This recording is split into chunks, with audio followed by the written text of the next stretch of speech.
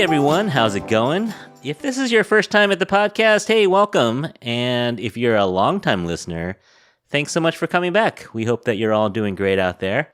Today we have a chance to speak with another author. It is Gina Chung. She's with us.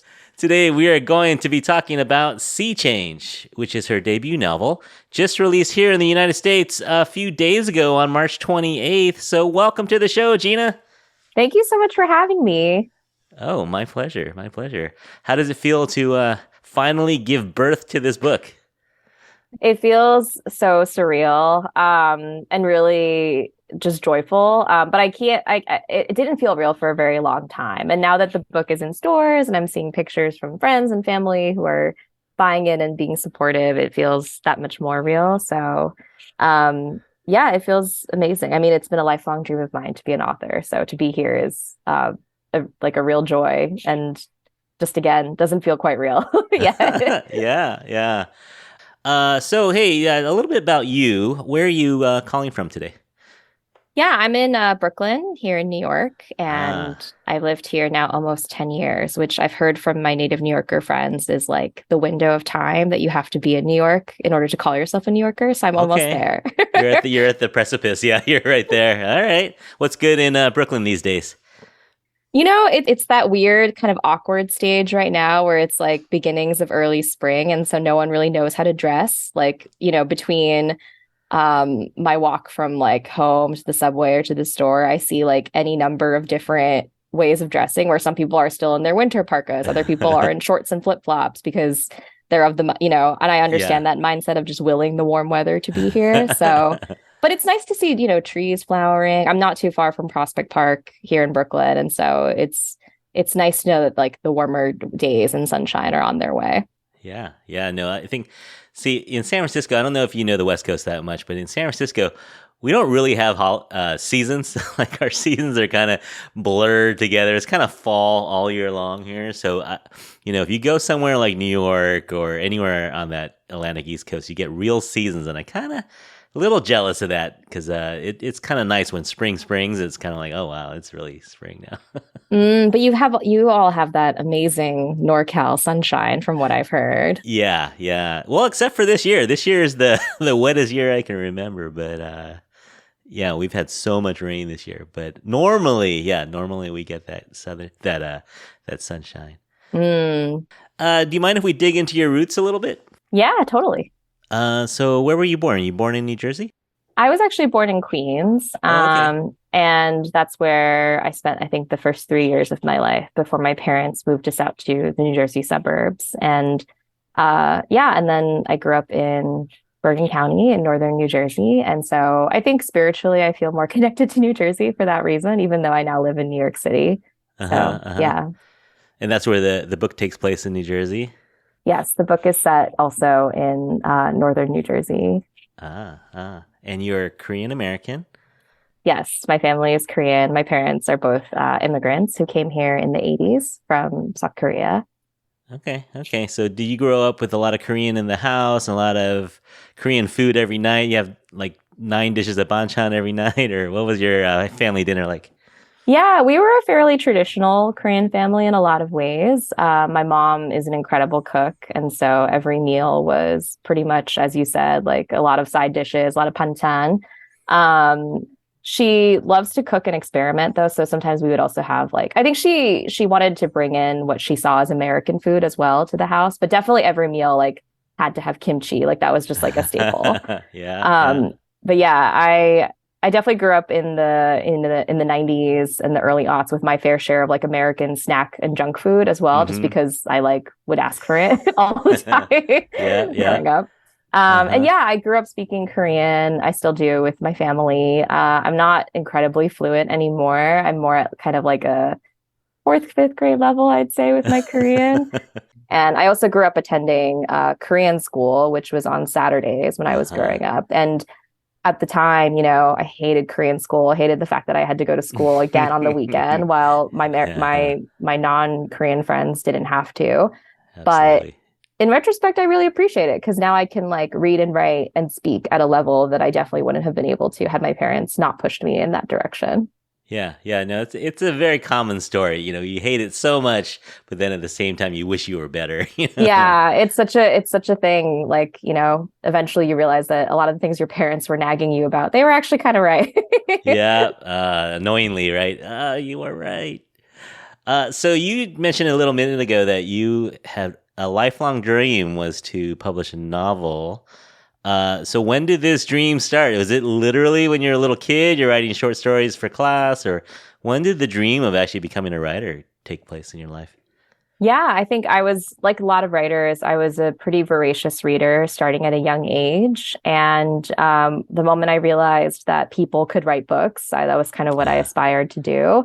At a young age, I actually was really obsessed with Anne Frank because I received like a children's abridged version of Anne Frank's diary. And Yeah. at the time, I think I was like 7 or 8 years old, like not much younger than Anne Frank herself was when she started the diary. And I remember just being really moved and impressed at the fact that, this person who many decades ago in a very different time and place, like was able to write all these things about her life at such a young age that, went on to impact so many people around the world. Yeah. So yeah, I loved the idea of becoming a writer, but I actually stayed away from writing for a couple of years from starting from high school into college because I had this idea that, so many of us Asian Americans and kids of immigrants experience where I was like, well, it's not really practical. Mm-hmm. And, what are other ways that I can stay involved in the world of literature and writing without necessarily taking the big scary leap to become a writer? And so for many years, I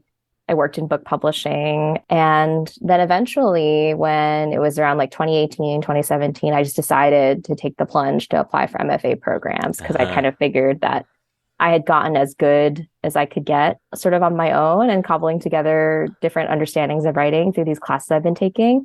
I'd also been exchanging writing with a friend, but then she got pregnant and had a baby and just couldn't devote time to writing as much as, very understandably. And so I was kind of like, that.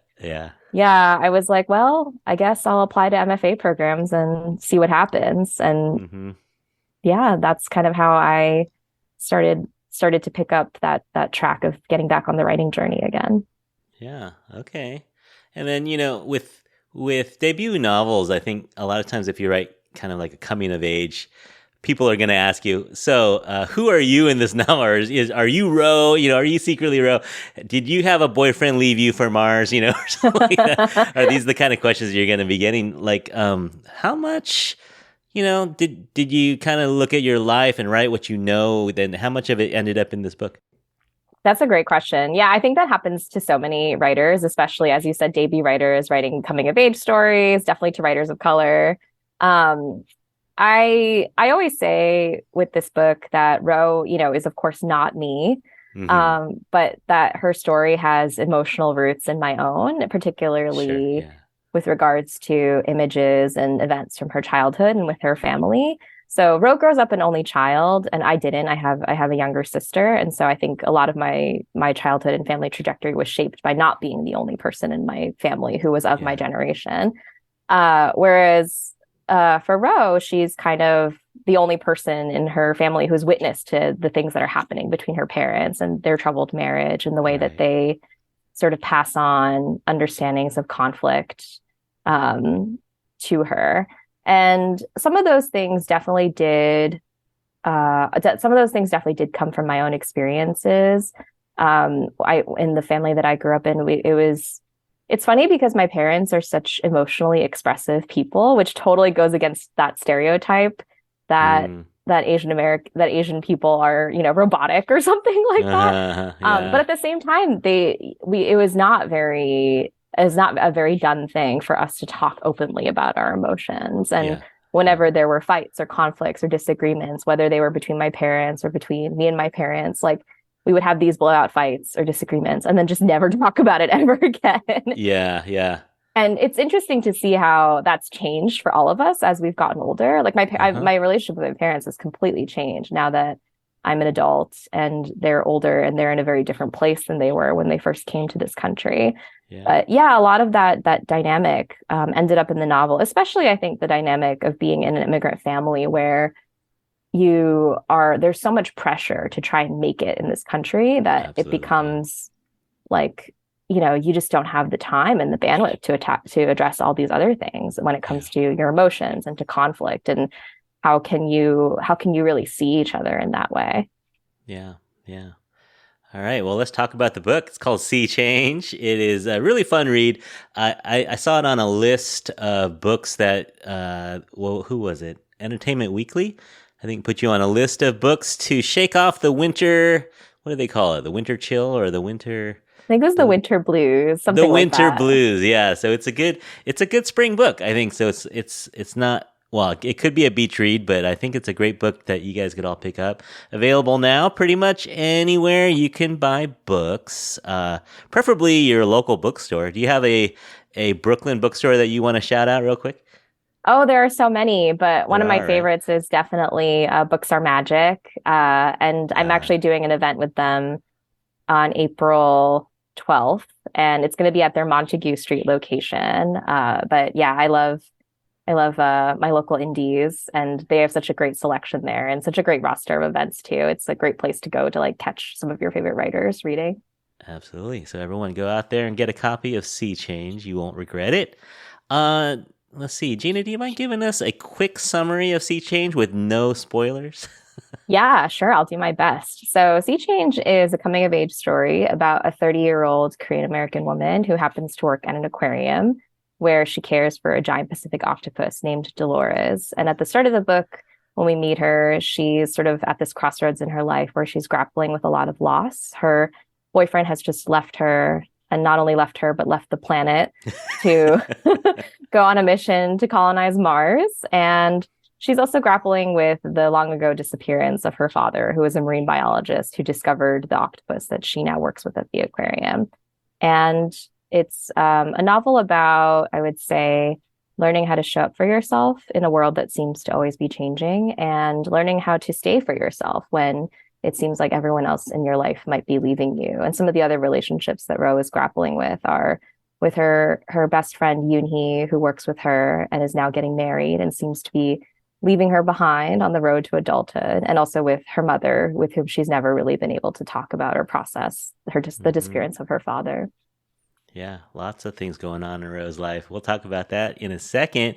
But I want to throw out a spoiler alert for anyone out there. If you want to get a copy of this book, stop this podcast, go grab a copy of Sea Change, and come back when you're done. It's a quick, what is it, 280 pages or so. It's a quick little read. So grab it, hit pause, grab it, give it a read, and come back and listen to the rest of us. I was thinking about a song to play. Usually I play a song for the spoiler alert, and you recommended something from New Jersey, but I found a song in the book. Do you know what I'm going to say? Oh, I don't know. Which one is it? Hotel California, right? Yeah, yep. The awkward dance scene. So we will have, actually, it wasn't awkward for the parents, but for the daughter, yeah, a little bit awkward for Ro. So maybe we'll play a little bit of Hotel California here, and by the time the song is over, if you haven't read the book, be aware you might get some spoilers. If not, you're welcome to stay and listen to us talk about it and then read the book. Up to you. So enjoy Hotel California.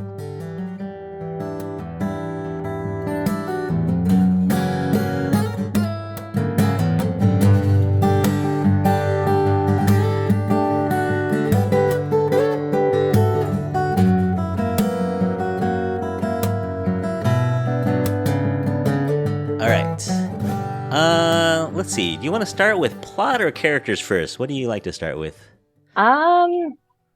Great question. Let's do characters first, because I feel like plot is informed by character. So yeah, I agree. And that's what this book is, a character-driven book, right? Like, real quick, the plot is not action-packed. I would say it's really more about what's going on inside and what's happening in and around Ro. So let's start with her. I think you gotta start with Ro. Well, short for Aurora Bay. Aurora is her first name, but her Korean name is Baearim. How would you say that? Autumn? Yeah, Autumn. Baearim in Korean. Yeah, sorry, my Korean is no good. But everyone calls her Ro, or she actually prefers that, right? She doesn't, if anyone calls her Aurora, does she stop them right away and say, no, it's Ro? Yeah, I think Aurora just feels like it's such an aspirational name, and she's definitely not an aspirational character. So yeah, I think she prefers it for that reason. Yeah, but to her mom, she's always going to be Autumn, and to her dad, she's Acorn, and to her friends, she's Ro. And then she's a little messy, right? She's got a little stuff going on in her life. She makes some poor choices, and she admits it. And what were you trying to write when you're trying to write Ro, or who were you trying to write when you're trying to write Ro? I personally really love I'm drawn to, I guess, messy characters, like Mm-hmm. whether it's writing about them or reading about them. I think some of that might be because like for my own psychological reasons, it might be that I really enjoy getting to like I don't know, kind of get to have a character make mistakes on the page that like I don't think I would allow myself to make, which isn't to say that I'm, without mess in my own Right, way, of right. course. But one of the reasons I really wanted to write Ro in this way and to have this kind of messy, often self-sabotaging character is because I I feel like that depiction is still so very limited for women of color and definitely for Asian Mm, American and Korean American women. yeah. I think that there has been a shift in media and art to sort of allow for messier female characters generally, like, and certainly on TV shows and movies and literature. But by and large, a lot of those depictions tend to be limited to white women. And like a lot Yeah. of times also they're used for comedic effect. Like, oh, isn't it so funny that, Yeah. Lena Dunham's character, for example, in Girls is such a mess. And I'm very interested in that. And also I really wanted to make room for the kind of character that I've always been interested in, that I know, I've known people like Ro. I've been her sometimes at Sure. various points Yeah. in my life. Yeah. All of Um, us. yeah, so I wanted to sort of give her space to be messy and to make those mistakes, but also to be self-aware about them at the same time, because she is a character who is extremely introspective. Like I like to say she's like a pretty smart character, but she's also very stupid sometimes. Right. I love We know that characters person. We like all that. know that person, right? Yeah, exactly. We It's all like, have that friend, or we've been that friend, you know? right. Yeah. Yeah. For sure. Yeah. No, she's so likable. Like, I think you could see why people would like her and be drawn to her, but at the same time shake their head, kind of like, Yeah. oh man, did you again? Kind of ideas with her. But yeah, very likable and lost, in a lot of ways. And this is her journey uh, for a moment. But we get flashbacks to her younger self as well, and we get a little bit of explanation. But yeah, really, really well done character.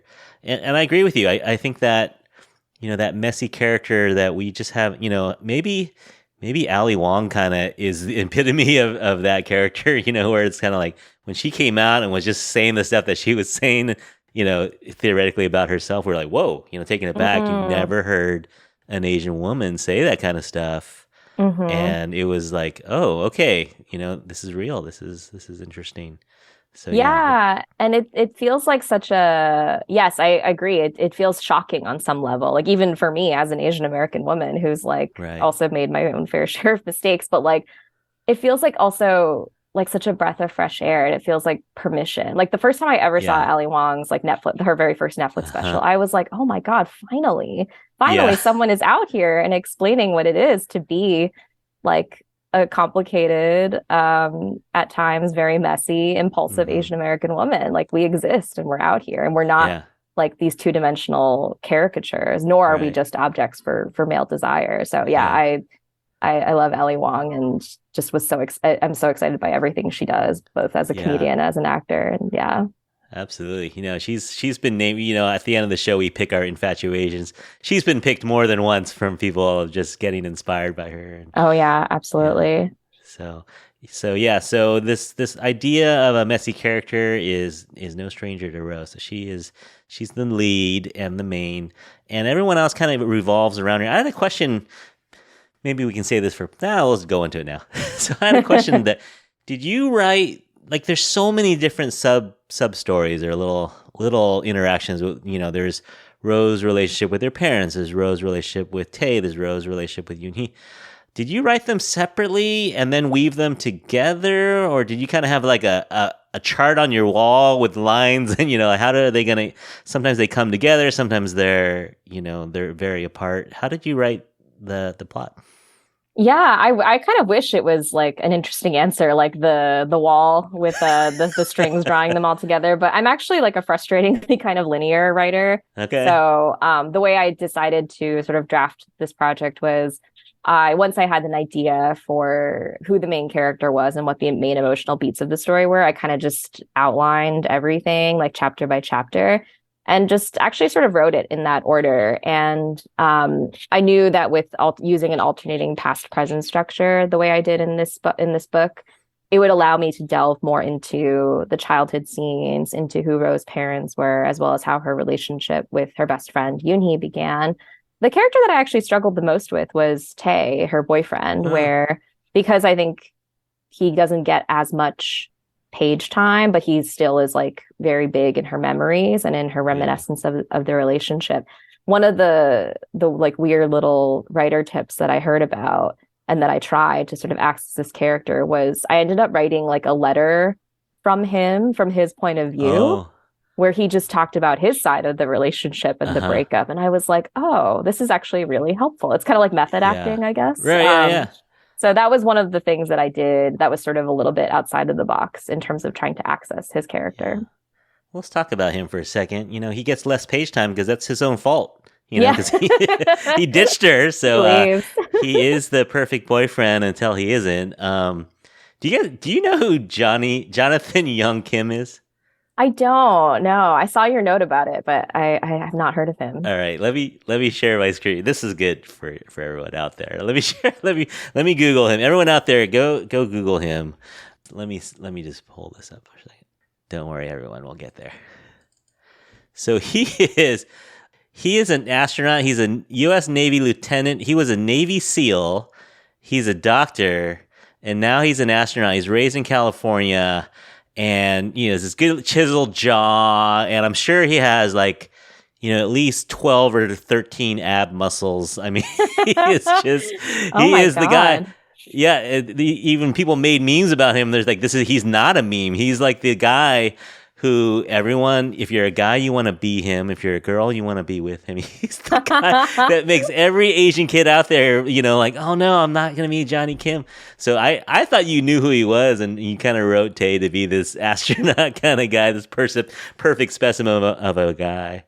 That's so funny. I can't believe I've never heard of him before until this moment. But yeah, wow. How is that person even real? Oh my gosh. I know, right? He's a Navy SEAL and a doctor at the same time. How can you? And an astronaut. It's like leave some achievement for the rest of us. Exactly. My goodness. Yeah. No, he gave Asian parents fuel for the next 30 years. Yeah. But so we're talking about Tae. Tae is Ro's former boyfriend, who just seems like a great guy. I mean, he's nice. He's good looking. He is clean. He has a clean apartment. He's fastidious, and he has goals and dreams. And one of the things he dreamed about was applying to be one of the first humans on Mars. What was it called? Arc 4 project or something? Yeah, Arc 4. So he applies, and the whole time he's like, I'm not going to get in. Don't worry about this. And then he gets in, and he has to make that choice between this kind of messy relationship he's in with Ro and being one of the first humans on Mars. And he chooses Mars and leaves her. And that seems kind of like a theme with Ro, with people leaving her and abandoning her, not just for other people, but for other planets. So, yeah. What can you tell us about Tae? Yeah, it's funny. I think like you're definitely not the first person I've talked to about Tae who kind of mentioned that he's sort of on paper this perfect boyfriend. And I didn't think of him in that way while I was working on the book and working on his character, but I definitely see how he reads that way, especially given the fact that he is sort of everything Ro does not see herself to be. He's very put together. He has ambitions and goals. As you said, he's very clean. And, he's very health conscious. Like he forces her to go jogging with him and all this stuff. And I was really interested in what a dynamic would look like between someone like him versus someone like Ro, who doesn't have clean wine glasses ever in her house and, just doesn't really know how to take care of herself in these very basic ways. They seem kind of daunting to her. I was really interested in what, two people like that would be drawn to in each other. And one of the things that she says in the book is that she begins to suspect that he likes her because he sees her as a project to be fixed. Yeah. And I think that is really key to why their dynamic works in some ways, but also why it doesn't.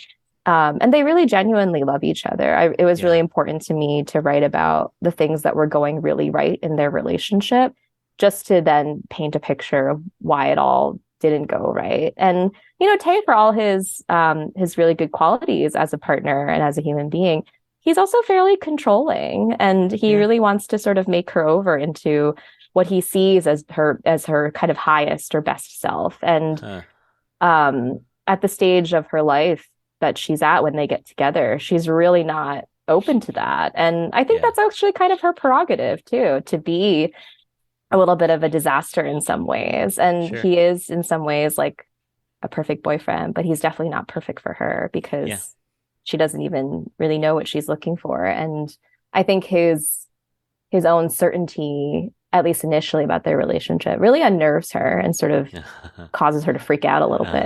Yeah. No, that's fair. I think you wrote him very fair, like he's not exactly perfect, but then he lets her down in a huge, huge way, but at the same time you can see why, but at the same time you wonder, could it have worked out? It's really well done. It's really well done. The other two main characters, well, there's her best friend Yoon-hee, which another on paper looks perfect in a lot of ways. She's the one who has been with her the longest, but also, there's a little bit of a dynamic between them too, right? A little hierarchy between their friendship with each other. Yeah. Yeah, I wrote Yoon-hee as sort of like she's a kind of a composite of various childhood friends that I've had.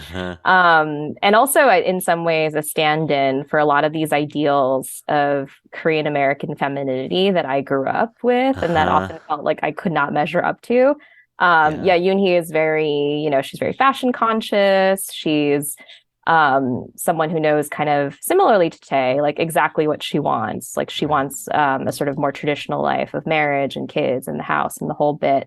At the same time, it was important to me to make sure that she wasn't this flat 2D, like Little Miss Perfect character. Like one of the things that Ro and Yoon-hee provide for each other is this sort of understanding of who this person is to them and who this person has been when they're not at their best moments. And just as Yoon-hee provides support for Ro in so many ways, Ro also provides Yoon-hee with she's sort of a container for her and all of her own insecurities that she feels like she can't admit. And as the story goes on, we also come to understand that Yoon-hee's approach to life comes from a wanting to sort of avoid and gloss over the natural uglinesses that come into anyone's life. Yeah. That read true as well, that you could see that in her, that she wants to be perfect, but even if it's not perfect, she still wants to pretend to be perfect. Yeah, which I think is a thing that so many of us Asian Americans relate to. Yeah.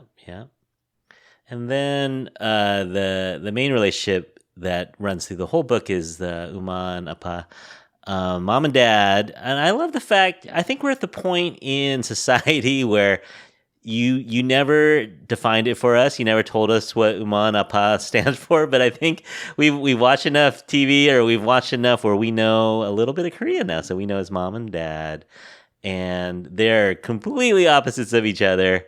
And one thing I wanted to ask you is what parts of her mom did Ro get, and what parts of her dad did Ro get? Oh, I love that question.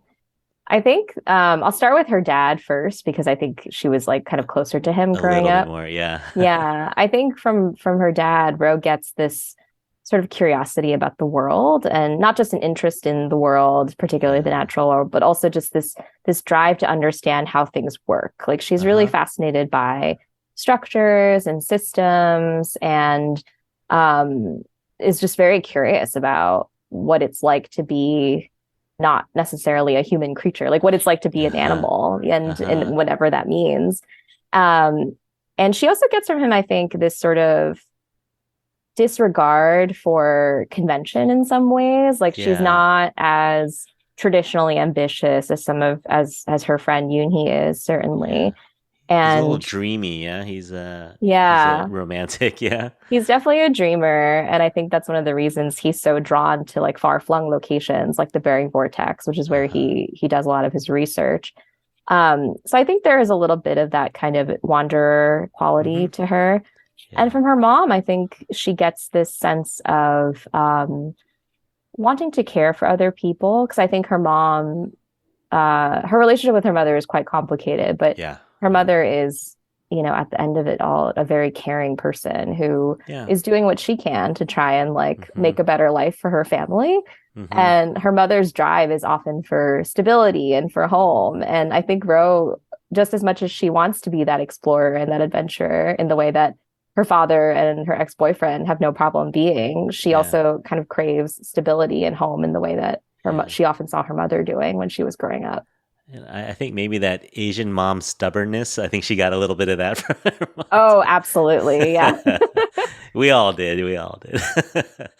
All right. Well, let's, we forgot Dolores. We didn't talk about Dolores at all. I think another, obviously she's the cover girl of the book for the US copy, at least. She is I forgot the scientific name. I had it at one point, but I forgot the scientific name. She's a Pacific octopus, larger than most, right? She's a giant octopus. Yeah. So giant Pacific octopuses are like the biggest species of octopus, but if you ever like go to see one in an aquarium, they're not actually all that huge. I mean, if you found one like in your bathtub, that would be terrifying. But like I made Dolores kind of larger than life in that she's like 10 to 12 feet across. She kind of takes up a whole room. And none of the things that she does are sort of outside the realm of possibility for what octopuses in our world can do. Right. But I wanted to sort of like heighten her qualities. A little mythical, Yeah. Yeah, because she's like 8 or 9 years old, or maybe even older than that. Yeah, she's generally they don't live past like 3 to 5 years, especially in captivity. But Dolores is actually, I think in the novel I say she's somewhere between 19 and 25 years old, which is much older than the typical octopus lifespan. Yeah, she's cool. So we'll talk a little bit more about her in a second. All right, let's get into the plot a little. We've talked about the plot a little bit, so we don't have to spoil everything. But what were you setting out to write when you wrote this book? It was kind of one woman's journey through life kind of story, or what were you thinking when you were writing this? I think I wanted it to be a story of coming of age and also learning how to come home to yourself. And also I wanted it to be a portrait of this particular character of Ro, and to sort of look at how a person can go through these various losses and come out on the other side of it like a more whole person, perhaps. I think I said this earlier, but I wrote the bulk of this novel in fall of 2020 when we were, in the deep dark stages of the pre-vaccine era of the pandemic, and loss and heartbreak were definitely like very big in my mind at the time. I was also going through a breakup of my own, and that didn't necessarily influence the writing of the book, but definitely some of the emotions that I was going through went into the writing of it. Sure. So it felt a bit cathartic in that way. But I wanted to write a story about how someone can survive all these upheavals, both in their present day and in their past lives, and learn how to maintain hope despite those experiences. Yeah. And, we are the Infatuasian podcast, so I just really wanted to look into the way that you wove in Korean American culture in a way that was subtle, like it's like in your description of the book, you didn't necessarily have to say that she's Korean American. She could be almost any ethnicity, but you wrote her as Korean American, and there are some subtle things that made her Korean American. And and her friends have Korean. Some of them have Korean names. Some of them are Rachel, or Aurora, right? But you put it in there. Did you intentionally? How did you approach heritage and culture when you were writing this book? Yeah, I think that one of the things that I struggled with when I first started writing, especially writing from a Korean American point of view, was I often felt like I constantly had to explain things to the imagined reader. Yeah. And it wasn't until maybe like a couple years ago that I realized that that imagined reader this whole time, to my unconscious mind was this imagined white American reader that would sort of be Uh-huh. judging and asking questions the whole time about like, well, why didn't you explain this? And I need to understand this cultural concept. And I feel like it's understandable that many of us feel that way, especially as writers or creatives, where for so long we felt like we had to explain and to justify our presences and our stories in this world. Hmm. But I agree, we're at a place in art and culture and society where I think more and more I always think readers are more intelligent than we give them credit for. Like a reader can pick up on stuff and like they don't Yeah. need to know the exact technical meaning of every word to be able to understand like, oh, this is a food in this scene or this is Yeah. like a particular emotion that they're talking about. Yeah. And I think towards that, Toni Morrison has been really influential for me in that regard. I mean, she's Mm. obviously one of the great literary geniuses of the world, but she always sort of in her writing and in her writing about writing talked about this idea that you could just write about characters living in a given community, living their lives, and just not feel like you had to explain any of that to Yeah. the white reader. And I found that so Yeah. powerful. And there are lots of other writers who do this as well, who are just kind of like, we're just going to be immersed in this world. And how many times have we read books where you know it's about white characters and they might be doing things that are completely alien to us. And Yeah, so that from the was, South or something, or yeah, European. Yeah. or like Jane Austen, I grew up reading all Absolutely. that stuff and it's Yeah. not a knock on Jane Austen, but it's like I just got it without having to be explained to or handheld. And I kind of figured I could just do that as well in Yeah. writing about Rose's story. And Rose's world definitely is a reflection of the world that I grew up in as a Korean American person, where I grew up in North New Jersey, which is not an undiverse part of America. Like there's lots of Asian Americans, lots of people of color, but I grew up in a very white pocket of North Jersey. And so me and my family were like maybe like one of two Asian American families in my community at the time.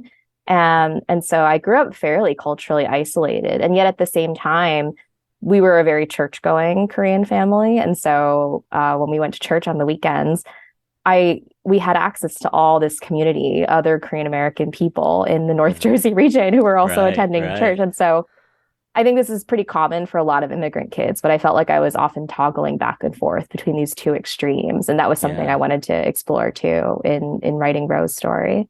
Yeah. Yeah. Yeah. No, that definitely came across. So that leads us to the ending. Did you wrestle with it? Did you have alternate endings written down on note cards and flip a coin, or did you know where it was going to go? So the last chapter of the book was a more recent addition that I worked on with my agent before we submitted the book to publishers. It originally ended with just Ro kind of looking out at, well, I don't know if I should say this because it's a spoiler, but Well, no, we're in the spoiler zone, so if they're here, okay. it's their own fault. Okay.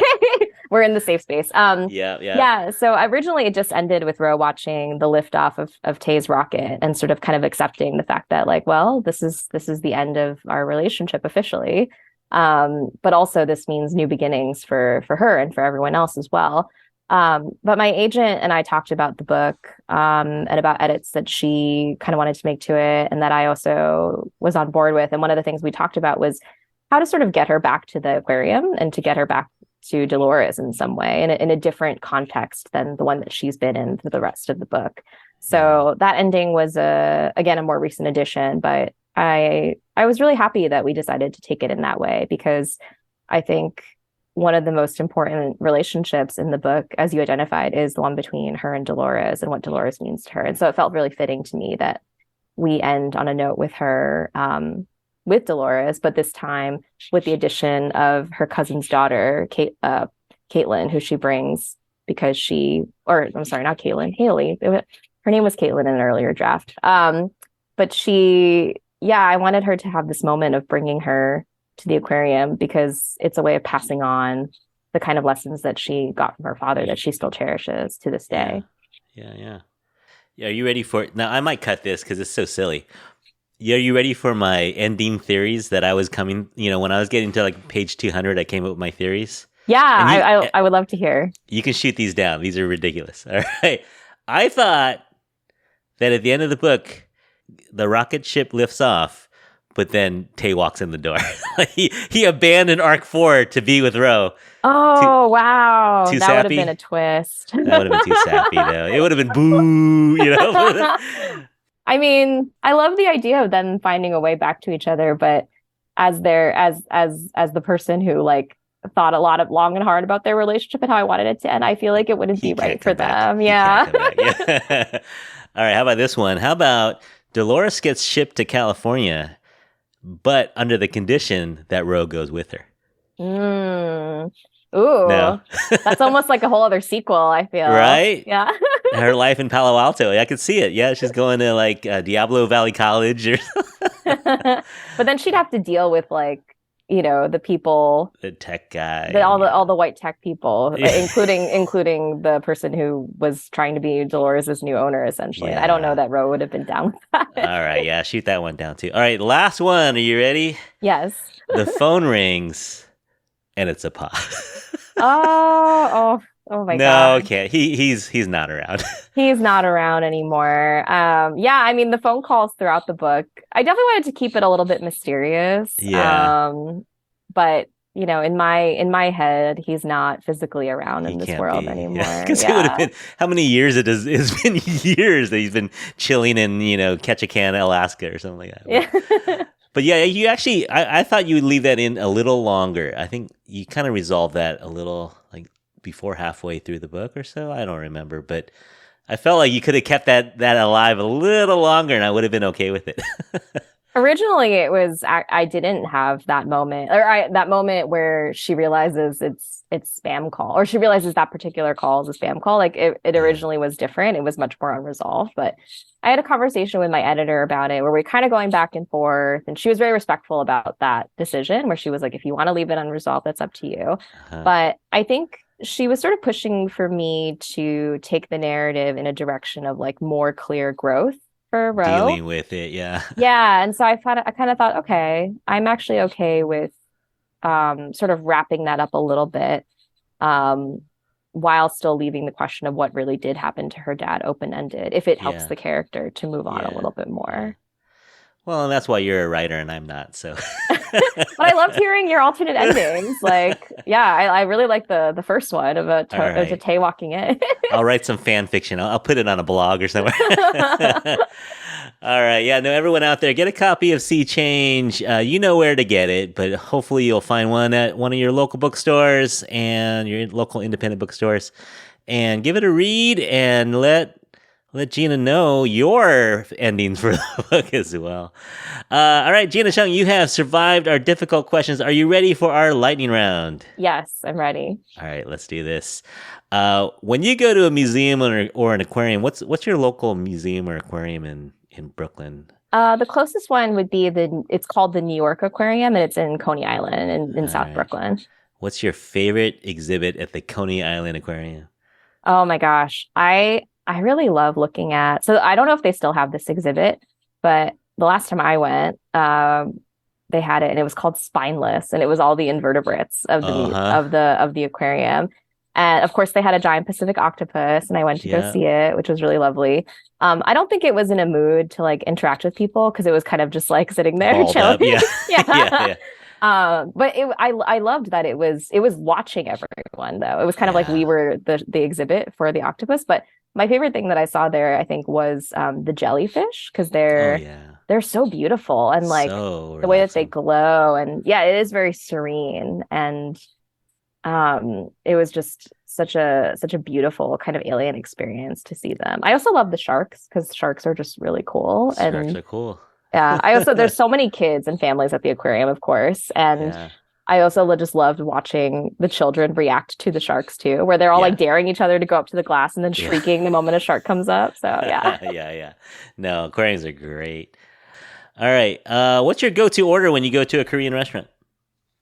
That would have to be in most cases, torso bibimbap, which is the stone bibimbap that you Stone get. bowl, And then the rice gets all crispy at the bottom. It's the best. A little scorch. Yeah, no, Yes. that's my go-to as well. Yeah, I love a little bibimbap. And it's got everything. It's got the proteins, got the carbs, got a little vegetables, a little spice. The egg on top is like the egg, the chef's kiss of it all. Absolutely. All right. And luckily, you don't have to clean that bowl, right? Because that would be a... Oh, yeah. I mean, anytime I've tried to make it, you just have to let the bowl soak overnight. It's impossible. It's a mess. All right. And I don't know if you can do this off the top of your head. Can you give us a sharktini recipe? I can. So it's funny because my publisher actually asked me for the sharktini recipe because they hosted a media lunch featuring my book and some other books like in the lead up to publication. So I do have a recipe now for it. Ratios are totally, suggestions. You can add more or less, depending on what you'd like. But the way I like to make it is I usually do like a 1.5 or 2 shots of gin, whatever gin you'd like. It doesn't have the less fancy, the better. That's more true to the spirit of the book. Yeah. With about 2 to 3 shots of Mountain Dew. And then you can add some jalapeno as a garnish, some sliced jalapeno as a garnish to the drink as well. And that's pretty much it. You can add more or less gin if you'd like. Highly recommend kicking back and listening to music and, just enjoying your sharktini. Enjoy a sharktini, absolutely. And at the end of the show, we like to ask our guests to choose an infatuation. An infatuation is anyone in the Asian community that you admire or has inspired you, living or deceased. So Gina Chung, who is your infatuation? Oh my gosh. There are so many to choose from, but I think I'm going to say Maxine Hong Kingston, who is just, the OG, one of the OG Asian American writers. And absolutely.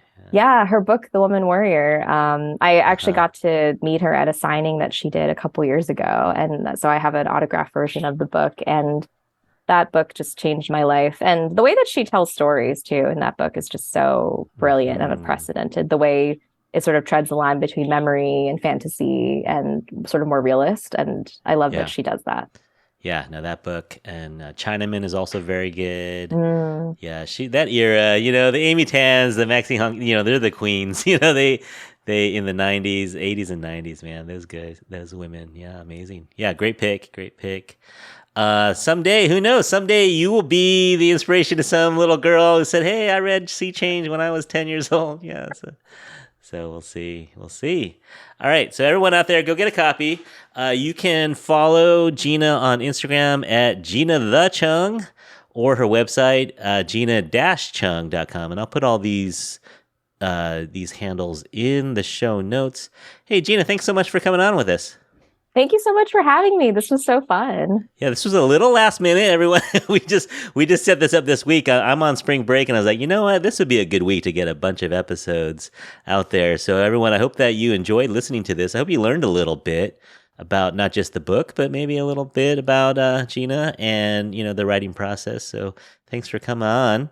And good luck with the book tour. It's you're kind of staying local for a little while. Are you going to head across the United States a little bit too, or what's the plan? No, I don't think so, unfortunately. But I'll be mostly in the New York City, New Jersey area, and then traveling a little bit up to upstate New York. I'll be in Ithaca for a college festival that's happening up there, and then taking a quick detour into Rochester, New York. So mostly on the East Coast for now, unfortunately. But yeah. So anyone out in the East Coast, I think you can see the full list of tour stops on Gina's Instagram. So go check that out. If you want to get a copy signed and say hello to Gina yourself, go do that. Thank you out there for listening to us. I hope that you enjoyed it and learned something. And as I always mention, you can write to us at infatuasianpodcast@gmail.com and give us a follow on Instagram and or Facebook at The Infatuasian Podcast. And of course, all these details will be in the show notes. And so, hey, if you know someone who might enjoy this podcast, send them the link. That's the easiest way for us to get our podcast into more ears out there, is if you actually send the link. Because, people are lazy and they don't want to look up, on Spotify. They don't want to Google search it. So send them the actual link so it's one click away, and let them know where they can listen to us. So, hey, on behalf of Gina and myself, we hope that you're all happy, healthy, and safe out there. Thanks again for listening, and we'll talk to you soon. Bye. Bye.